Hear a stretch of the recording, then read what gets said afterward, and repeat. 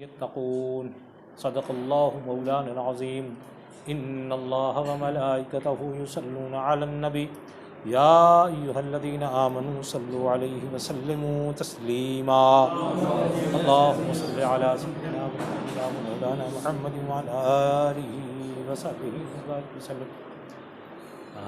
سبھی کا استقبال ہے، اپنا قیمتی وقت نکال کر آپ حضرات یہاں تشریف لائیں، کچھ دیر اللہ رب العزت، اس کے پیارے حبیب اور ان کے محبوبوں کا ذکر ہم کریں گے۔ اللہ رب العزت ہمارا آپ کا ملنا بیٹھنا کہنا سننا قبول فرمائے۔ گزشتہ مجلس میں جو حضرات تشریف فرما تھے انہیں علم ہے کہ لطائف اشرفی کے 5ویں لطیفے سے ہم نے کرامات سے متعلق گفتگو کرنے کا شرف حاصل کیا تھا۔ اس میں آپ کو بتایا تھا معجزہ کسے کہتے ہیں، کرامت کسے کہتے ہیں اور استدراج کسے کہتے ہیں، یہ سمجھایا تھا ہم نے آپ کو، اور کوشش کی تھی کہ قرآن و حدیث کی روشنی میں وہ باتیں ہمارے سمجھ میں آ جائیں، اور اس سے متعلق اگر کچھ سوالات تھے تو اس کو بھی ہم نے حل کرنے کی کوشش کی تھی۔ اسی مضمون کو آگے بڑھاتے ہیں۔ اسلام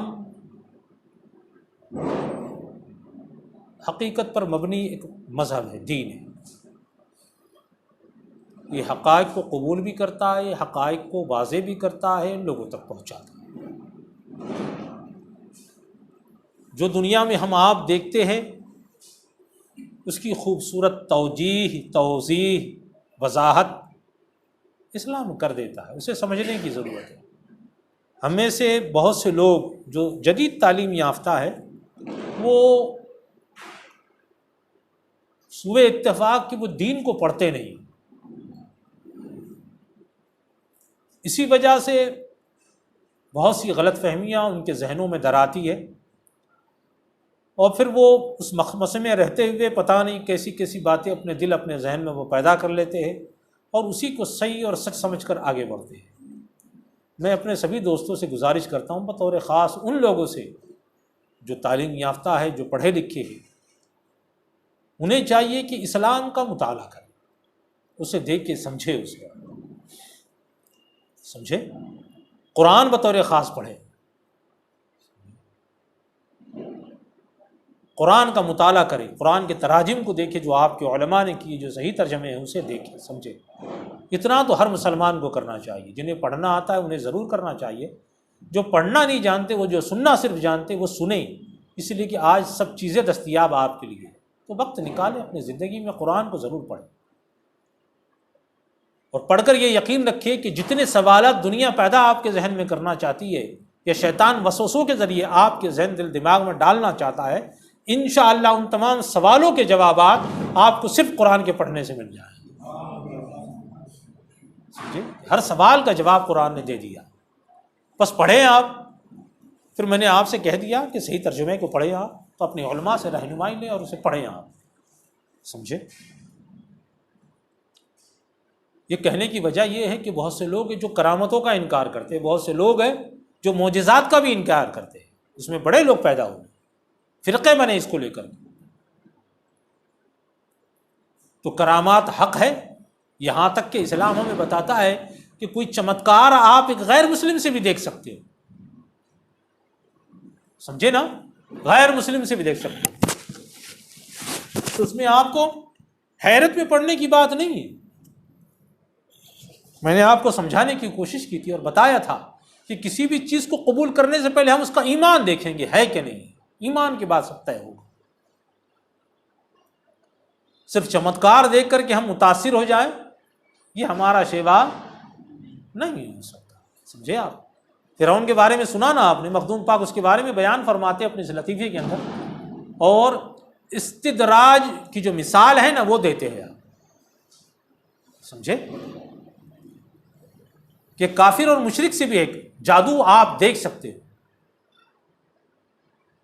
اس کا کمال کیا تھا جانتے ہیں آپ تو جانتے ہیں نا، حضرت موسیٰ کے زمانے میں یہ تھا، اور حضرت موسیٰ نے پھر کیسے جو ہے ان جادوگروں کو شکست دی، یہ قرآن خود بیان کرتا ہے۔ لیکن احادیث کے اندر آتا ہے کہ یہ فرعون بھی کم جادوگر نہیں تھا، یہ بھی سمجھے، یہ بھی پانی پر چلنے کی طاقت رکھتا تھا. سن رہے ہیں آپ؟ پانی پر یہ بھی چلتا تھا. اس کا حال یہ تھا کہ جس گھوڑے پر یہ سوار ہوتا، جب سوار ہونے جاتا تو اس گھوڑے کے آگے کے جو پاؤں ہیں نا وہ چھوٹے ہو جایا کرتے تھے، اور جب وہ اترتا تھا تو پیچھے کے پائے جو ہے وہ چھوٹے ہو جایا کرتے تھے.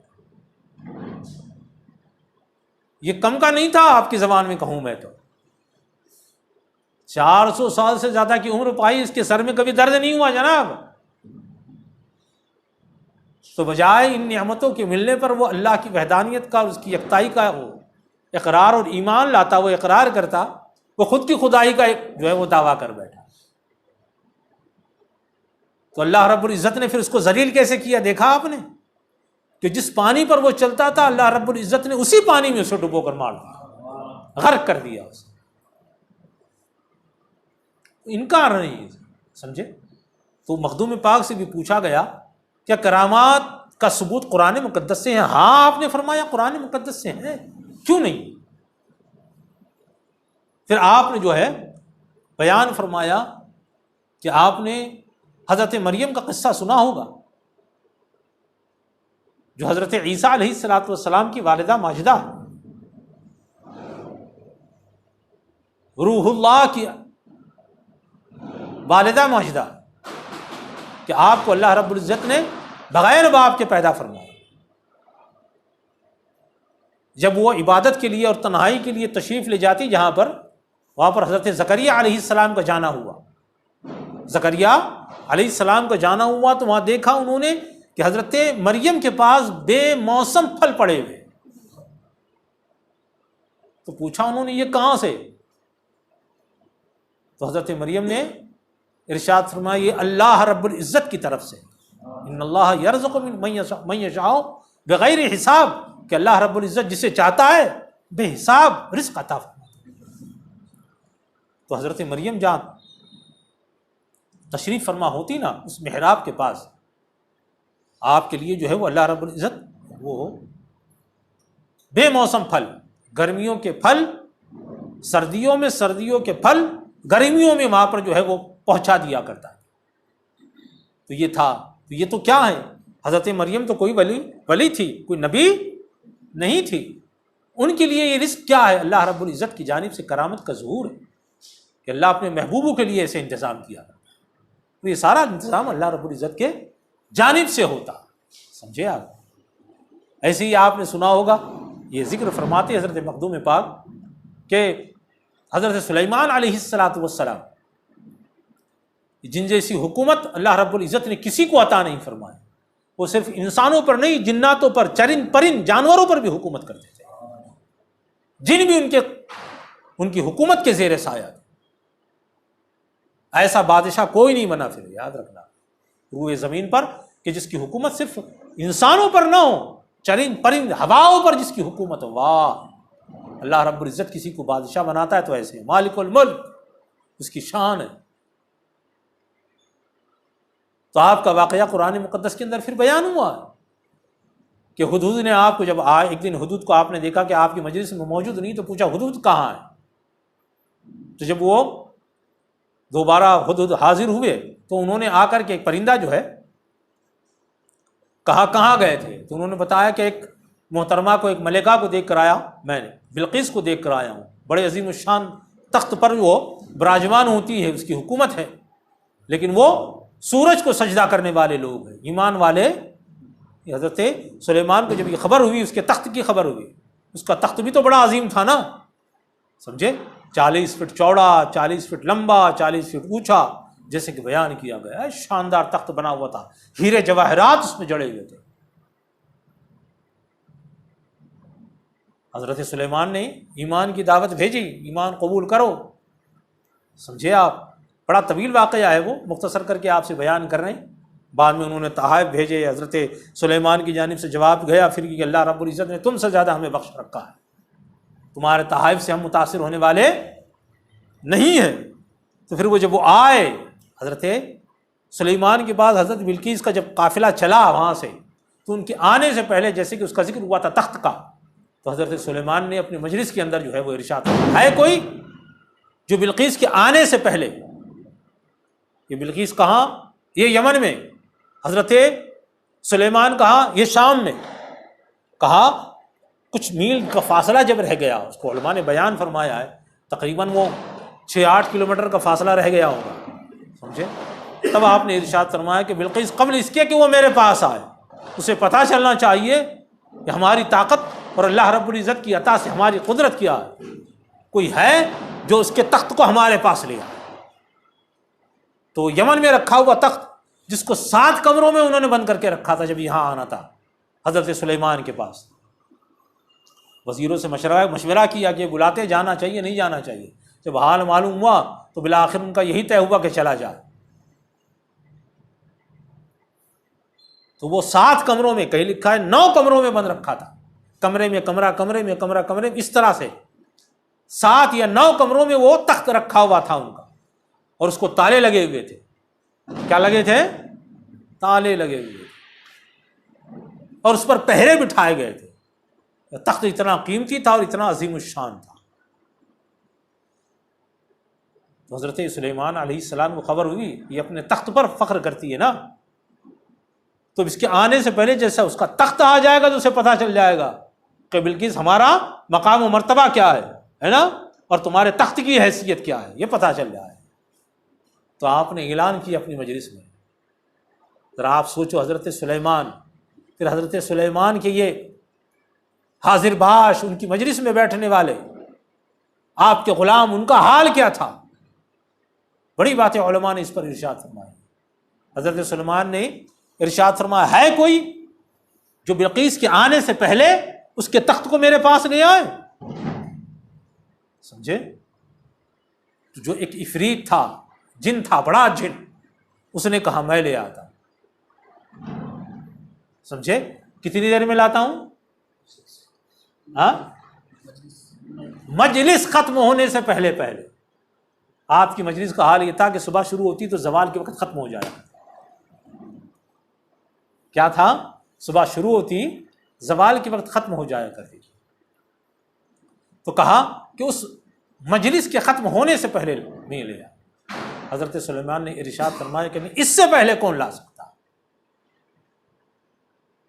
تو ایک عالم تھا جو کتاب کا علم رکھتا تھا، اس نے کہا میں آپ کی پلک جھپکنے سے پہلے اس تخت کو حاضر کر سکتا ہوں. بات سمجھو ذرا.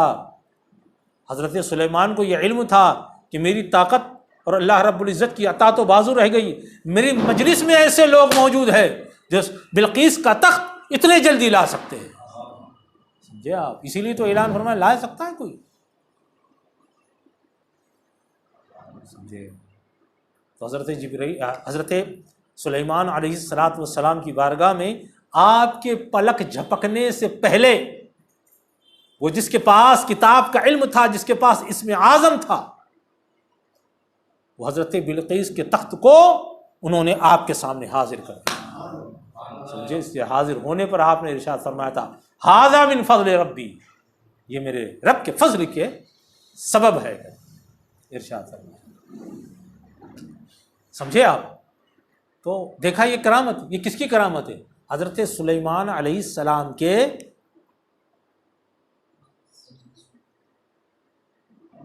ان کے ایک صحابی کی. سمجھے؟ اور حضور شیخ الاسلام سے میں نے ایک بات سنی تھی، بہت عرصہ ہوا اس کو سنا، میں نے تو یاد ہے مجھے. آپ نے ارشاد فرمایا وہ جو کتاب کا علم تھا وہ کس کتاب کا علم تھا؟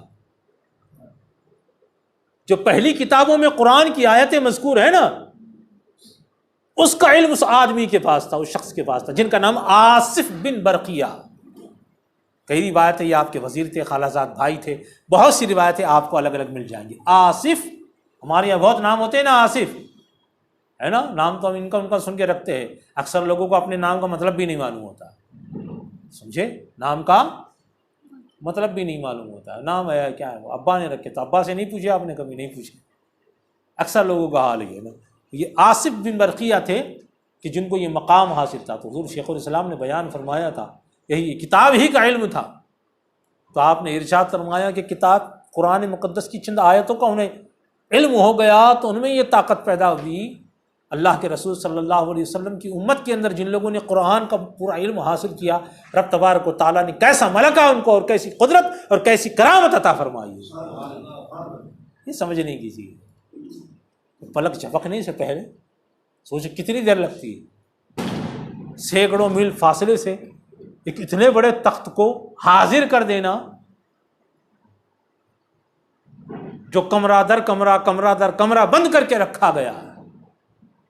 یہ حضرت سلیمان علیہ السلام کی کا معجزہ نہیں، حضرت آصف بن برقیہ کی کرامت ہے۔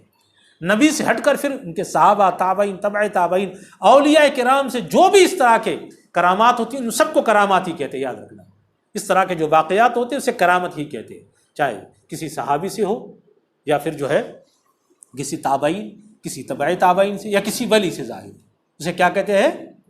کرامت۔ تو قرآن سے ثبوت ہے، لیکن اس کے باوجود لوگوں نے اگر نہ مانا تو ہم کیا کہہ سکتے ہیں؟ کیا کہہ سکتے ہیں؟ تو یہ اللہ رب العزت کی ایک صفت ہے، کن، وہ کن کہتا ہے تو ہو جاتی ہے۔ تو بعض دفعہ اللہ رب العزت اپنے خاص بندوں کو اس کا مظہر بنا دیتا ہے، اور اس کے مظہر اتم حضور پاک علیہ الصلاۃ والسلام، ذات کن کے مظہر حضور کی ذات ہے۔ یاد رکھنا، آپ کو کئی واقعات ملیں گے حضور نے بھی کہا ایسے ہو جا تو ہو گیا، سمجھے؟ ایسے ہو جا ہو گیا۔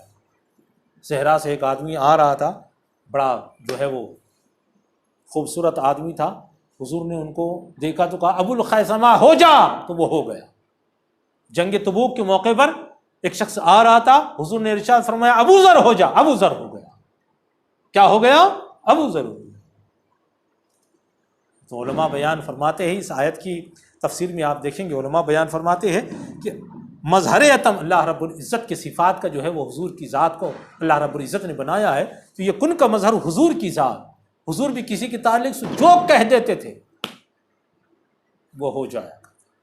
وہ بیان کیا گیا ہے کہ ایک شخص جو ہے وہ حضور کی بارگاہ میں آتا اور حضور کا مذاق اڑاتا، معاذ اللہ، حضور کو چڑھاتا، منہ ٹیڑھا تھا۔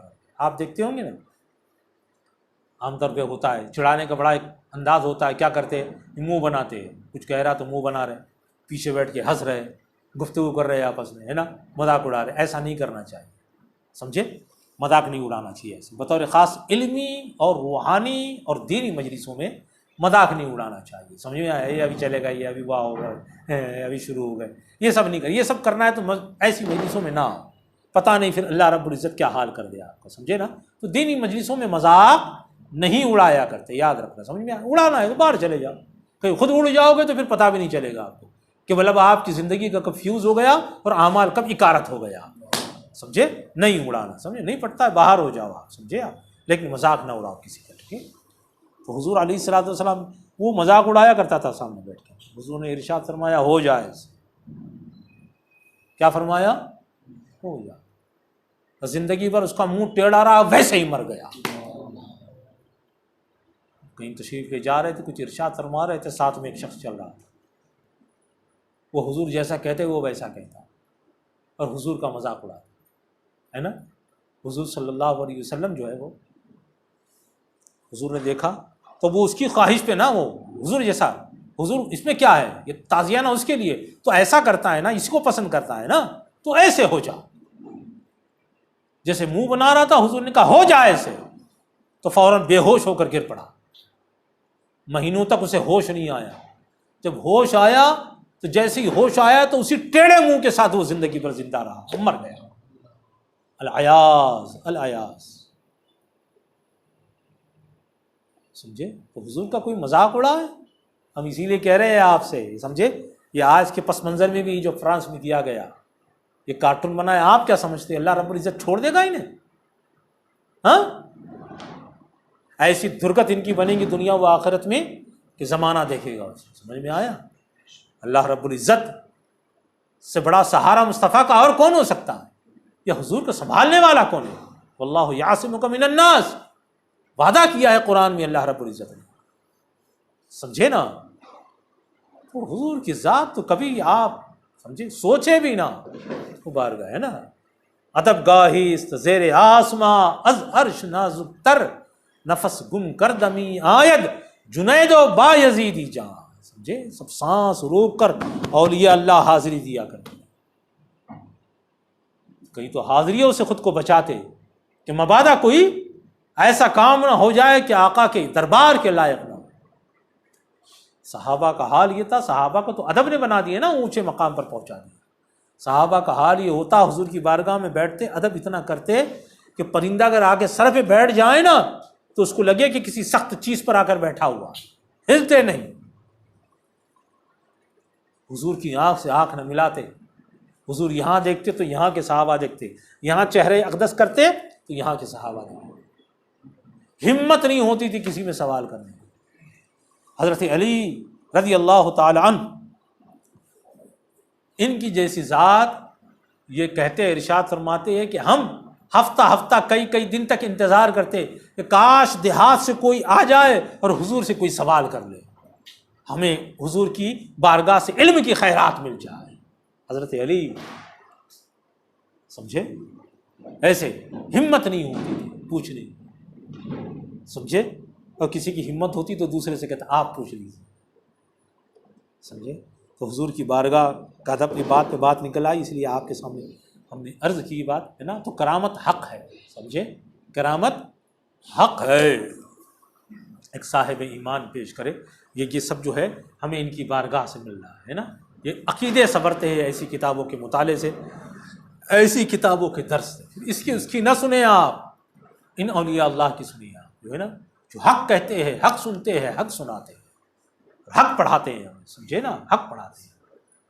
حضور مخدوم پاک نے یہ ساری چیزیں ہمارے سامنے رکھی ہے نا۔ تھوڑا سا مختصراً ہم نے آپ کے سامنے رکھا تو بات سمجھ میں آئی نا آپ کے؟ کرامت کیا ہے؟ بولو، حق ہے نا۔ اللہ کے محبوب بندوں کے ذریعے اس کا ظہور ہوتا ہے، کبھی دعوے پر ہوتا ہے اور کبھی بغیر دعوے کے ہوتا ہے، سمجھے؟ لیکن دعوی نبوت کے ساتھ صرف معجزہ ہوتا ہے، یاد رکھنا، سمجھے؟ ولایت ہوتا ہے کبھی ایسا، ہے نا، کبھی ہوتا ہے ارادے کے طور پر، لے غیر، دونوں لفظ حضرت مخدوم پاک نے استعمال کیے، بغیر اس کے بھی ہوتا ہے۔ ایک سوال ضرور آتا ہے لیکن اس کو آج چھیڑتے ہیں، انشاءاللہ آئندہ کوشش کریں گے کہ اس پر بات کریں کہ حضور پاک علیہ الصلوۃ والسلام کو بہت سی جگہ پہ یہ سوال کیا گیا، آپ سے بھی کیا ہوگا یا آپ نے کہیں سنا ہوگا کہ جیسے دوسرے انبیاء کو بڑے بڑے معجزات جو دیے گئے، چشمے جاری ہوئے، حضرت موسیٰ کے عصا کا آپ نے معجزہ سنا ہوگا، سمجھے؟ ایسے ہی جو ہے حضرت عیسیٰ کا جو ہے وہ مردوں کو زندہ کرنا، بے آنکھ والوں کو آنکھ والا کر دینا، برس زدہ جو ہوتے ہیں، مجذومی جو ہوتے ہیں ان کو شفا دے دینا، سمجھے؟ پرندے کو زندہ کرنا، یہ اس طرح سے واقعات جو ہے قرآن مقدس نے بیان کیا ہے ان معجزات کو، سمجھے؟